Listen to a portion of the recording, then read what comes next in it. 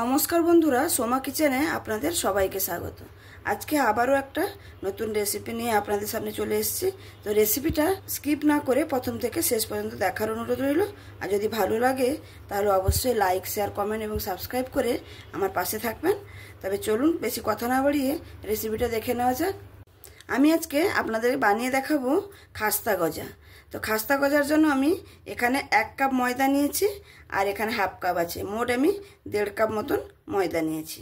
ময়দাটাতে আমি সামান্য পরিমাণ একটু লবণ দিয়ে দেব। আর এখানে আমি দিয়ে দেব 1 চামচ 2 চামচের মতন ঘি। অবশ্যই এই রেসিপিটা ঘি দিয়ে করার চেষ্টা করবেন। ঘি দিয়ে করলে কিন্তু এই খাস্তা গজার স্বাদটা কিন্তু দ্বিগুণ হবে। এবার আমি হাতের সাহায্যে ভালো করে লবণ আর ঘিটা ময়দাতে মাখিয়ে নেব।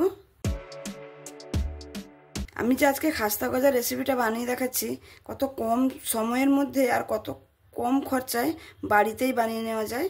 বাজার থেকে না কিনে এরকমভাবে যদি বাড়িতে বানিয়ে নেওয়া যায় তাহলে কিন্তু আরও সুন্দর হয়। এই খাস্তা গজা কিন্তু বাচ্চা থেকে বড় সবাই কিন্তু পছন্দ করে। আর সেই খাস্তা গজাটা বাড়িতে কিভাবে সহজভাবে বানিয়ে নেওয়া যায় সেটাই আজকে করে দেখাবো। তবে স্কিপ না করে দেখতে থাকবেন প্রথম থেকে। লবণ আর ঘি দিয়ে ময়দাটাকে ভালো করে আমি মাখিয়ে নিয়েছি। এবার কি করে বুঝবেন যে ময়দাটার ময়ামটা ঠিক হয়েছে?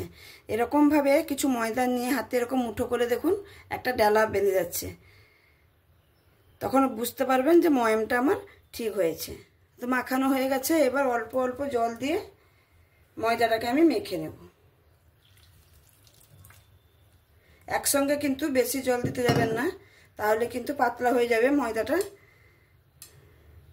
এরকম কম কম জল দিয়ে ময়দাটাকে মেখে নিতে হবে। ময়দাটা এখানে অবশ্যই ধ্যান দিয়ে মাখতে হবে, যেন একদম পাতলা না হয়ে যায় আর একদম শক্তও যেন না হয়। একটা মিডিয়াম ডো লাগাতে হবে এখানে।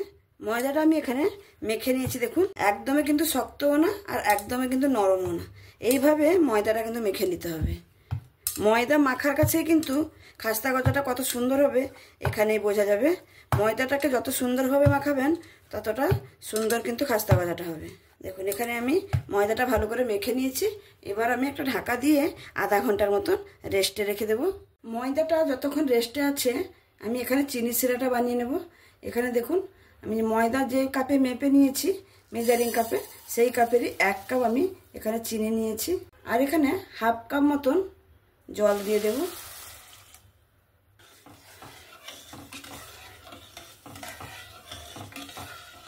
এবার চিনিটাকে মেল্ট করে নেব।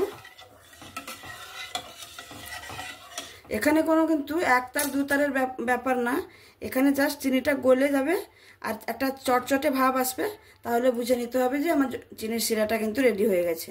চিনিটা এখানে সুন্দরভাবে গলে গেছে।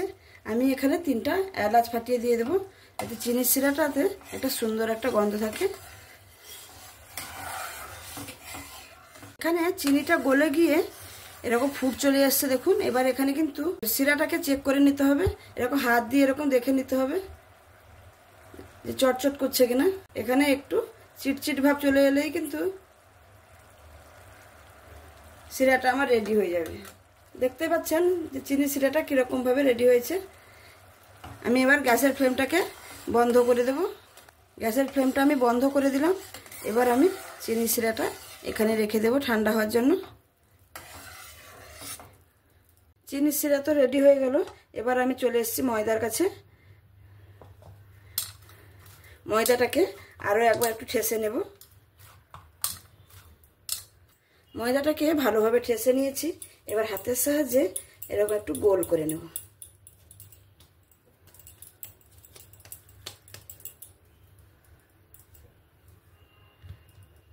ময়দাটাকে দেখুন হাতের সাহায্যে আমি একটু গোল করে নিয়েছি, দিয়ে বেলুন দিয়ে এরকম একটু বেলে নেব।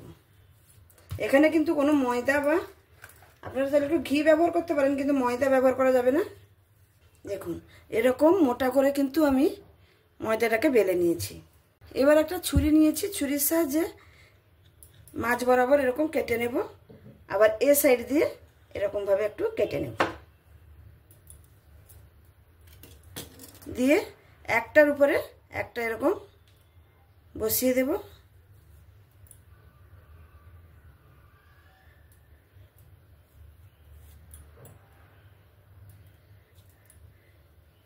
দেখুন একটার উপরে একটা এরকম বসিয়ে দিয়েছি, দিয়ে ভালো করে উপরেরটা থেকে নিচেরটা পর্যন্ত এরকম করে মুখটাকে সিল্ড করে নেব।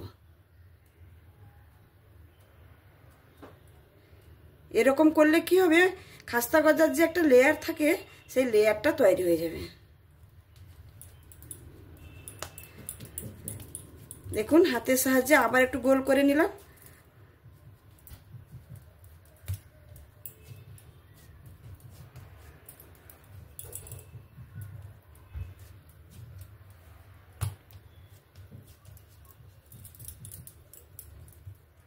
দেখুন আবারও একটা গোল ডো বানিয়ে নিয়েছি, আবারও বেলে নেব। এরকম করে 3-4 বার মতন আমি এই লেয়ারটা দেব।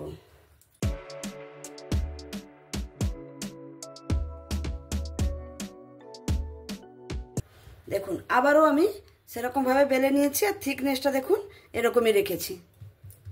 আবারও আমি ছুরি দিয়ে সেম পদ্ধতিতে কেটে নেব, দিয়ে একটার উপরে একটা যেরকম প্রথমে আমি দিয়েছিলাম সেরকমভাবে দিয়ে নেব। আবারও আমি একটার উপর একটা দিয়ে নিয়েছি, দিয়ে আবারও সেই সেম পদ্ধতিতে উপর থেকে নিচের এটাকে এরকম করে মুখটাকে সিল্ড করে দিতে হবে।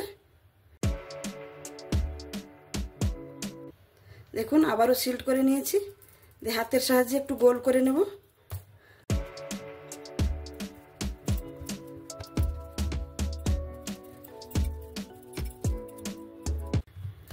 আবারও একটা গোল করে নিয়েছি, আবারও বেলে নেব। এরকম করে আমি 3টা থেকে 4টা লেয়ার দিয়ে দেব। এখানে আমি 4 বার লেয়ার করে নিয়েছি, তারপরে লাস্টেরটা আমি বেলে নিচ্ছি।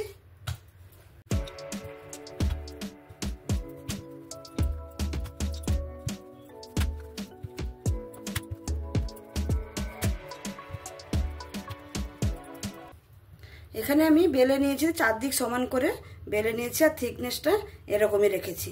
এবার আমি খাস্তা গজাটা পিস পিস করে কেটে নেব।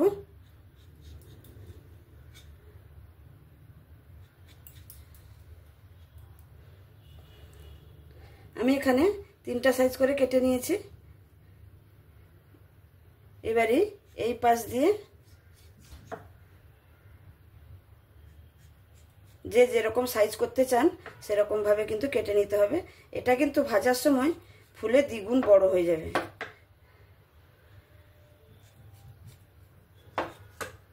দেখুন আমি এখানে সবগুলো কেটে নিয়েছি, এরকম সাইজ করে আমি সবগুলো কেটে নিয়েছি। সবগুলো আমার কাটা হয়ে গেল। এবার আমি এগুলোকে তেলে ভেজে নেব। ভাজাগুলোকে ভেজে নেওয়ার জন্য এখানে একটা কড়াই বসিয়ে দিচ্ছি। কড়াইতে পরিমাণ মতন আমি সাদা তেল দিয়ে দিচ্ছি। আপনারা চাইলে যদি সম্পূর্ণটা ঘিতে ভাজতে চান তাহলে ঘি দিয়ে দেবেন। আমি এখানে সাদা তেল দিয়ে ভাজছি। তেলটা কিন্তু হালকা গরম হয়ে গেছে। আমি এবার গজাগুলোকে এক এক করে ছেড়ে দেব।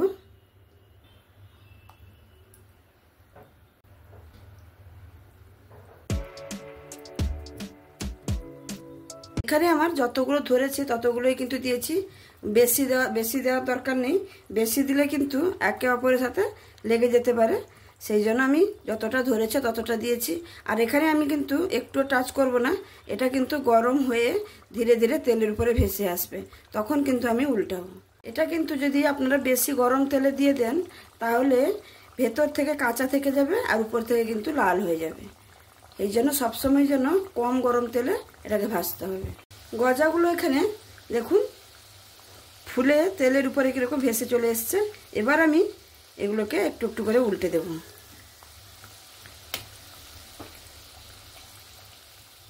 গজাগুলো এখানে আমার সব ভাজা হয়ে গেল। আমি এরকমই লাল লাল করে ভেজে নেব। এর থেকে কিন্তু বেশি লাল করব না। এর থেকে বেশি লাল করলে কিন্তু এটা যতক্ষণ পর্যন্ত গরম থাকবে কিন্তু কালারটা আরও বেশি হয়ে যাবে। এবার এই অবস্থায় তুলে নিতে হবে।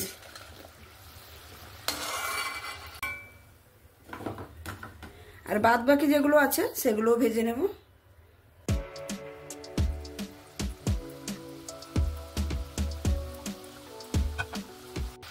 এই গজাগুলো আমার সুন্দরভাবে ভাজা হয়ে গেল, লাল লাল করে ভেজে নিয়েছি। এগুলোকেও তুলে নেব। এবার ভাজা গজাগুলো আমি চিনির শিরার মধ্যে দিয়ে দেব।